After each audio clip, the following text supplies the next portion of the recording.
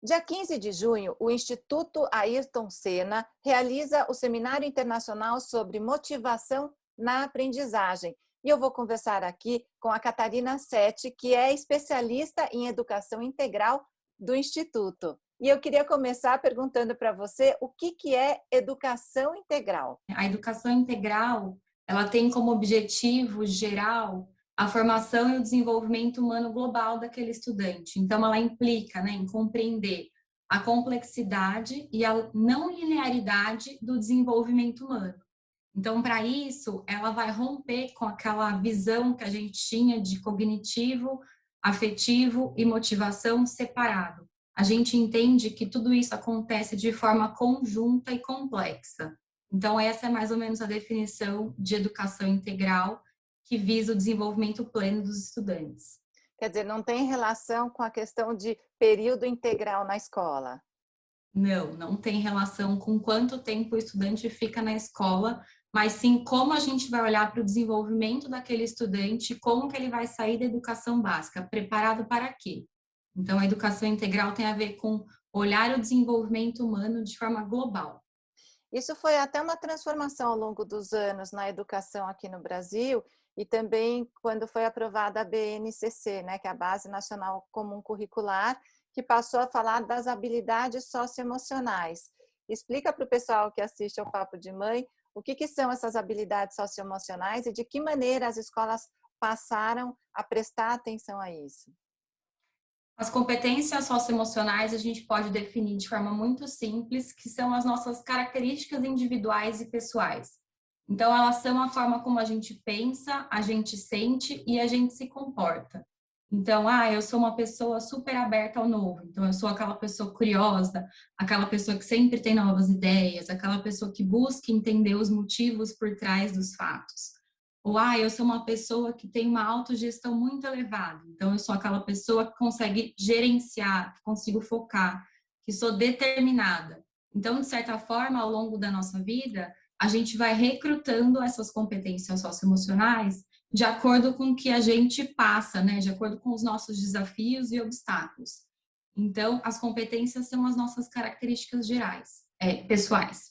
E aí, quando a gente fala da BNCC, que é a Base Nacional Comum Curricular, a gente fala das competências gerais, que ali dentro a gente também tem os componentes socioemocionais.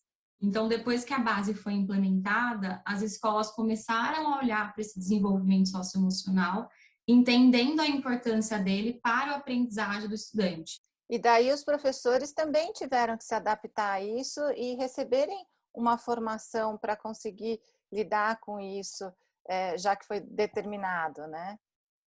Exato, a gente teve que ter uma reestruturação geral e os professores também precisaram olhar para isso e também se formar frente a esse novo conjunto aí de competências e habilidades que eles precisaram desenvolver ou que eles estão desenvolvendo nos estudantes hoje.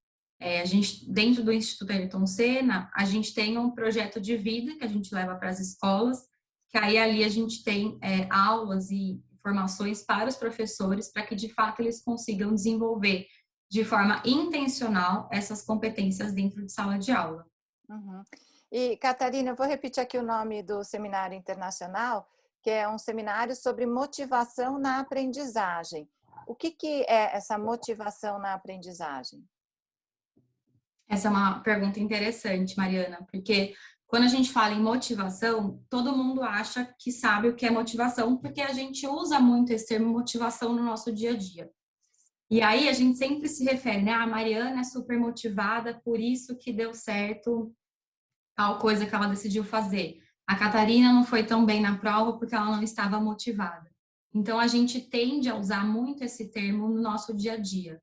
Mas na ciência, a gente ainda não tem uma definição universalmente aceita. Então, há mais de uma década, os pesquisadores estudam motivação e a forma como a gente está entendendo motivação para aprendizagem é como que a gente compreende o que o estudante se interessa, por que que ele se interessa e de que forma ele pode planejar um plano ou um caminho para aprender determinado assunto. Então, eu quero aprender determinado componente curricular, ou determinado assunto daquele componente. Por que que eu quero aprender isso? A partir do quê? O que que isso vai me trazer de valor? De que forma eu posso aprender? Montar um plano de ação, então, como eu vou estudar sozinho, junto, separado? E aí, a partir disso, eu me gerenciar, eu me autorregular. De que forma eu consigo controlar os meus comportamentos, as minhas emoções, para eu conseguir avançar nesse plano e aprender aquilo que eu quero. Então, a motivação para a aprendizagem é essa iniciação e essa ação que o estudante vai ter para aprender alguma coisa que ele queira, seja dentro da sala de aula ou fora da sala de aula. Agora, Catarina, eu imagino que com a pandemia, o isolamento social, todas as questões que a gente ainda está atravessando, principalmente no Brasil, das escolas fechadas, algumas reabriram, mas tem muito ensino remoto, a desigualdade que existe entre aqueles alunos de escolas públicas e escolas particulares, e a gente já sabe que tudo isso resultou aí, inclusive, numa evasão escolar de crianças e adolescentes que se afastaram da escola. A gente vê os resultados, inclusive, com crianças nos faróis, principalmente das grandes cidades. Aí se torna um desafio ainda maior para a educação, primeiro, evitar que essa evasão aconteça e, segundo, resgatar esses alunos. É um momento muito crucial para a educação no país.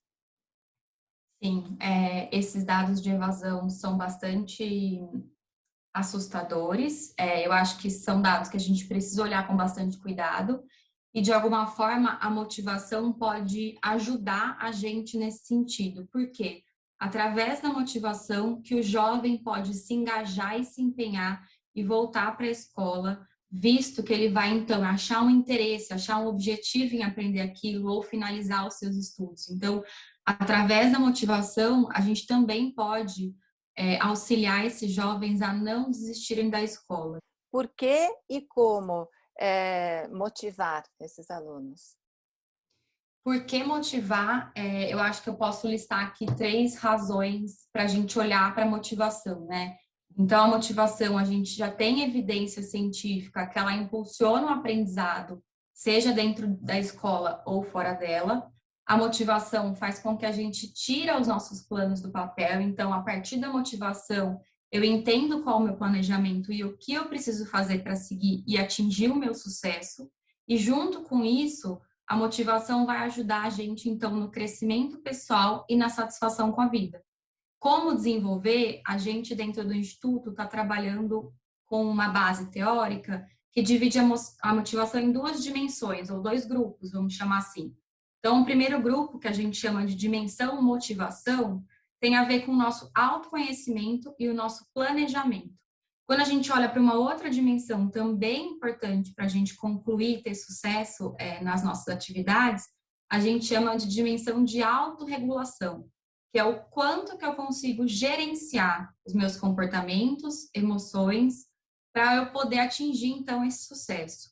E para garantir esse sucesso, eu queria que você contasse como é que fica o papel do aluno, dos professores e da família. A gente precisa entender que quando aluno, escola e família trabalham juntos, é melhor para o aluno. Mas o aluno também vai conseguir atingir sucesso se ele trabalhar sozinho. Então, qual o papel do aluno? O papel do aluno é estar aberto para esse processo de autoconhecimento, de planejamento e de colocar ali o esforço para o plano sair do papel e ir para a prática. O papel do professor é muito importante. A gente entende que o professor tem um papel ali mediador e que vai, de alguma forma, levar o aluno por esse caminho, instigar o aluno a entender o que ele gosta, o que ele se interessa, quais são os motivos, quais as ações necessárias para que, de fato, ele chegue ali no sucesso observado. E aí a gente tem dado da ciência também que indica que professores que instigam, né, que ali de alguma forma tendem a provocar o aluno para ele ser mais autônomo, para ele buscar, esse professor vai ter um melhor vínculo com o aluno e o aluno vai desenvolver a sua motivação de uma forma um pouco melhor do que o professor que é muito rígido, muito controlador, que tudo precisa ser do seu jeito. E o papel da família também é importante, visto que o aluno está ali dentro do ambiente familiar, né? Então, de alguma forma, a família também tem o papel de mediar esse processo que o jovem vai passar e, de alguma forma, dar subsídios para ele conseguir alcançar o sucesso. Então,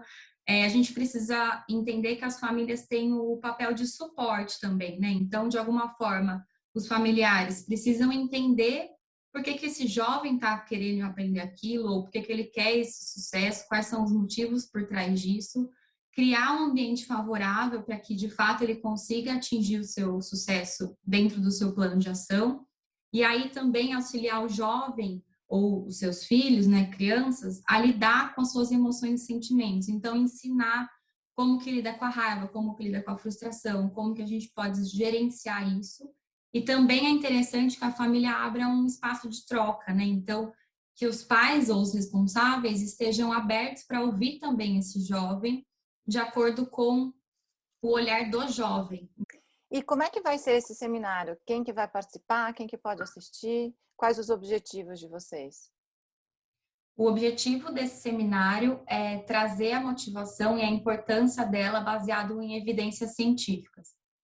A gente vai ter a Gisele Bündchen falando sobre o ativismo dela com o meio ambiente, então como que foi esse chamado, como que ela entende que a motivação pôde entrar aí na vida dela. A gente vai ter alguns convidados nacionais, né? Então, pesquisadores que estudam motivação, que vão trazer quais pesquisas mais recentes estão sendo desenvolvidas para a gente aterrizar a motivação dentro da sala de aula e poder integrar aí ou fazer parte da educação integral que eu falei lá no começo. A gente vai ter o Eduardo Cobra também trazendo como a motivação pode ser feita a partir da arte. A gente também vai contar com a participação do William Cambanca, que é o protagonista do filme O Menino que Descobriu o Vento, que está no Netflix.